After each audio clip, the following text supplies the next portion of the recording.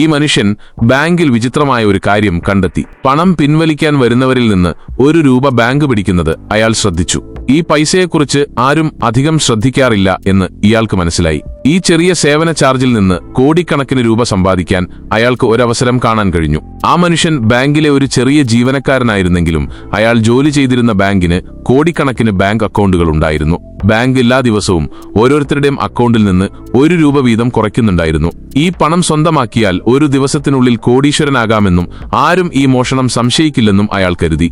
അന്ന് രാത്രി വീട്ടിലെത്തിയ അയാൾ ബാങ്കിന്റെ കമ്പ്യൂട്ടറുകൾ ഹാക്ക് ചെയ്യാൻ ശ്രമം തുടങ്ങി.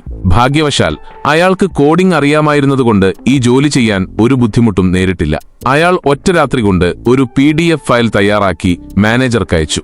അടുത്ത ദിവസം മാനേജർ ഓഫീസിലെത്തിയപ്പോൾ വായിച്ചു നോക്കാതെ തന്നെ ആ PDF ഫയൽ ഡൗൺലോഡ് ചെയ്തു.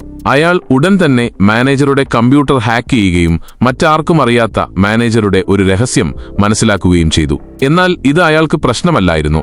അയാൾ തന്റെ ജോലിയിൽ ശ്രദ്ധ കേന്ദ്രീകരിച്ച് 2 സെക്കൻഡിനുള്ളിൽ ബാങ്കിന്റെ എല്ലാ കമ്പ്യൂട്ടറുകളും ഹാക്ക് ചെയ്തു. എന്നാൽ ചില ജീവനക്കാർ ഇതെല്ലാം സംഭവിക്കുന്നത് കണ്ടു. കമ്പ്യൂട്ടറിൽ എന്തോ തകരാറുള്ളതുകൊണ്ടാണ് എല്ലാവരുടെയും കമ്പ്യൂട്ടറുകൾ അങ്ങനെയായതെന്നും അവർ കരുതി.